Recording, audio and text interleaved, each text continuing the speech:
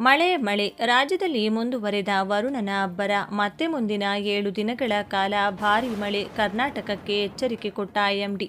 ಭಯಂಕರ ಗಾಳಿ, ಮಿಂಚು, ಗುಡುಗು, ಸಿಡಿಲು ಸಹಿತ ರಣಮಳೆ ಬೀಳಲಿದ್ದು ಎಲ್ಲ ಸಾರ್ವಜನಿಕರಿಗೆ ಅಗತ್ಯ ಮುನ್ನೆಚ್ಚರಿಕೆಯ ಕ್ರಮಗಳನ್ನು ತೆಗೆದುಕೊಳ್ಳಲು ಸೂಚಿಸಲಾಗಿದೆ.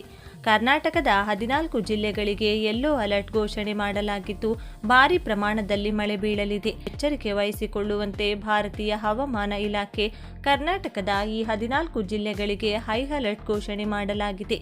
ಬನ್ನಿ, ಇಷ್ಟಕ್ಕೂ ಈಗಾಗಲೇ ಬಂಗಾಳ ಕೊಲ್ಲಿಯಲ್ಲಿ ವಾಯುಭಾರ ಕುಸಿತ ಉಂಟಾಗಿರುವ ಪರಿಣಾಮ ರಾಜ್ಯದ 14 ಜಿಲ್ಲೆಗಳಿಗೆ ಮುಂದಿನ 7 ದಿನಗಳ ಕಾಲ ಹಾಗೂ ಎಚ್ಚರಿಕೆಯನ್ನ ನೀಡಲಾಗಿತ್ತು.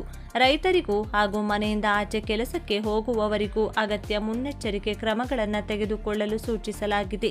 ಬನ್ನಿ, ಸಂಪೂರ್ಣ ಮಾಹಿತಿಯನ್ನ ತಿಳಿದುಕೊಳ್ಳಲು ತಪ್ಪದೆ ವಿಡಿಯೋಗೆ ಈಗಲೇ ಒಂದು ಲೈಕ್ ಮಾಡಿ ಹಾಗೂ ಕೊನೆವರೆಗೂ ನೋಡಿ. ಕರಾವಳಿ, ಮಲೆನಾಡು, ದಕ್ಷಿಣ ಒಳನಾಡಿನಲ್ಲಿ ಗುಡುಗು ಸಹಿತ ಮಳೆಯಾಗಲಿದ್ದು ಹವಾಮಾನ ಇಲಾಖೆ ಹಲವು ಜಿಲ್ಲೆಗಳಿಗೆ ಹಳದಿ ಎಚ್ಚರಿಕೆ ನೀಡಿದೆ. ಉತ್ತರ ಕರ್ನಾಟಕದ ಕೆಲವು ಭಾಗಗಳಲ್ಲಿ ಸೆಕೆ ಮುಂದುವರಿಯಲಿದೆ. ಬೆಂಗಳೂರು, ಬಂಗಾಳ ಕೊಲ್ಲಿಯಲ್ಲಿ ವಾಯುಭಾರ ಕುಸಿತದ ಹಿನ್ನೆಲೆ ರಾಜ್ಯದಲ್ಲಿ ಚುರುಕುಗೊಂಡ ಮುಂಗಾರು ಪೂರ್ವ ಮಳೆ ಚುರುಕಾಗಿದೆ. ಹೀಗಾಗಿ ಮುಂದಿನ 7 ದಿನ ಕಾಲ ಭಾರೀ ಮಳೆ ಬರುವ ಸಾಧ್ಯತೆ ಇದೆ. ವಾಯುಭಾರ ಕುಸಿತದ ನೇರ ಪರಿಣಾಮ ಕರಾವಳಿ ತೀರದ ಮೇಲಾಗಿದ್ದು ದಕ್ಷಿಣ ಕನ್ನಡ, ಉಡುಪಿ ಹಾಗೂ ಉತ್ತರ ಕನ್ನಡ ಜಿಲ್ಲೆಗಳಲ್ಲಿ ಸಮುದ್ರದ ಅಲೆಗಳ ಅಬ್ಬರ ಭಾರೀ ಪ್ರಮಾಣದಲ್ಲಿ ಹೆಚ್ಚಾಗಿದೆ. ಬಿರುಗಾಳಿಯ ವೇಗ ತೀವ್ರವಾಗಿರುವುದರಿಂದ ಕಡಲು ರೊಚ್ಚಿಗೆದ್ದಿದ್ದು ಮುಂಜಾಗ್ರತಾ ಕ್ರಮವಾಗಿ ಮೀನುಗಾರರು ಯಾವುದೇ ಕಾರಣಕ್ಕೂ ಕಡಲಿಗೆ ಇಳಿಯಬಾರದು ಎಂದು ಜಿಲ್ಲಾಡಳಿತಗಳು ಕಟ್ಟುನಿಟ್ಟಿನ ಸೂಚನೆಯನ್ನ ರವಾನಿಸಿವೆ. ಮೈಸೂರು, ಮಂಡ್ಯ, ಚಾಮರಾಜನಗರ ಹಾಗೂ ತುಮಕೂರು ಜಿಲ್ಲೆಗಳಲ್ಲಿ ಇಂದು ಮತ್ತು ನಾಳೆ ಗುಡುಗು ಮಿಂಚು ಸಹಿತ ಭಾರೀ ಮಳೆಯಾಗುವ ಸಾಧ್ಯತೆ ಇದೆ.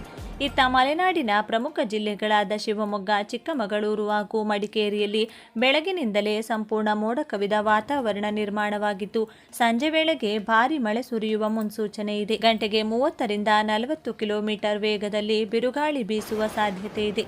ವಾರಾಂತ್ಯದಲ್ಲಿ ಚಂಡಮಾರುತದ ತೀವ್ರತೆಯು ಸ್ವಲ್ಪ ತಗ್ಗಲಿದ್ದು ಹಳದಿ ಅಲರ್ಟ್ಗೆ ಇಳಿಕೆಯಾಗಲಿದೆ. ಹವಾಮಾನ ಇಲಾಖೆಯ ಪ್ರಕಾರ ಬೆಳಗಾವಿ, ಧಾರವಾಡ ಹಾಗೂ ಬಾಗಲಕೋಟೆ ಸೇರಿದಂತೆ ಉತ್ತರ ಕರ್ನಾಟಕದ ಪ್ರಮುಖ ಜಿಲ್ಲೆಗಳಲ್ಲಿ ಆಲಿಕಲ್ಲು ಮಳೆಯಾಗುವ ಮುನ್ಸೂಚನೆ ನೀಡಲಾಗಿದೆ. ಈ ಭಾಗಕ್ಕೆ ಹಳದಿ ಎಚ್ಚರಿಕೆ ನೀಡಲಾಗಿದ್ದು ಅಪಾಯಕಾರಿ ಮಿಂಚು ಮತ್ತು ಬಲವಾದ ಗಾಳಿ ಬೀಸುವ ಸಾಧ್ಯತೆ ಇದೆ.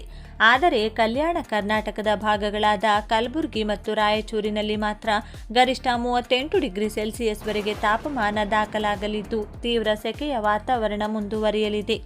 ಮುಂದಿನ 2 ದಿನಗಳಲ್ಲಿ ಹಠಾತ್ ಮತ್ತು ಅಪಾಯಕಾರಿ ಬಿರುಗಾಳಿಗಳು ಅಪ್ಪಳಿಸುವ ಸಾಧ್ಯತೆ ಇರುವುದರಿಂದ ಅಧಿಕಾರಿಗಳು ಜನರಲ್ಲಿ ಜಾಗರೂಕರಾಗಿರಲು ವಿನಂತಿಸಿದ್ದಾರೆ. ಚಂಡಮಾರುತ ಅಥವಾ ಭಾರೀ ಗಾಳಿ ಮಳೆ ಆರಂಭವಾದ ತಕ್ಷಣ ನಾಗರಿಕರು ತೆರೆದ ಪ್ರದೇಶಗಳಲ್ಲಿ ಇರದೆ ತಕ್ಷಣವೇ ಸುರಕ್ಷಿತ ಹಾಗೂ ಶಾಶ್ವತ ಕಟ್ಟಡಗಳ ಒಳಗೆ ಹೋಗಬೇಕು. ಹಳೆಯ ಮರಗಳು, ಬೃಹತ್ ಜಾಹೀರಾತು ಫಲಕಗಳು ಅಥವಾ ವಿದ್ಯುತ್ ಕಂಬಗಳ ಕೆಳಗೆ ನಿಲ್ಲುವುದನ್ನು ಹಾಗೂ ವಾಹನಗಳನ್ನು ನಿಲ್ಲಿಸುವುದನ್ನು ಕಡ್ಡಾಯವಾಗಿ ತಪ್ಪಿಸಬೇಕು. ತೆರೆದ ಹೊಲಗಳಲ್ಲಿ ಕೊಯ್ಲು ಮಾಡಿ ಇಡಲಾಗಿರುವ ಬೆಳೆಗಳನ್ನು ಮಳೆಯಿಂದ ರಕ್ಷಿಸಲು ತಕ್ಷಣವೇ ಸುರಕ್ಷಿತವಾಗಿ ಮುಚ್ಚಿಡಬೇಕೆಂದು ರೈತರಿಗೆ ಸೂಚಿಸಲಾಗಿದೆ. ಪ್ರಸ್ತುತ ಉಂಟಾಗಿರುವ ಮಾನ್ಸೂನ್ ವ್ಯವಸ್ಥೆಯು ಹಂತ ಹಂತವಾಗಿ ಸ್ಥಿರಗೊಳ್ಳುತ್ತಾ ಸಾಗಲಿದ್ದು ರಾಜ್ಯದಾದ್ಯಂತ ಹವಾಮಾನವು ಅಂತಿಮವಾಗಿ ಸಹಜ ಸ್ಥಿತಿಗೆ ಮರಳಲಿದೆ ಎಂದು ಅಧಿಕಾರಿಗಳು ಮಾಹಿತಿ ನೀಡಿದ್ದಾರೆ.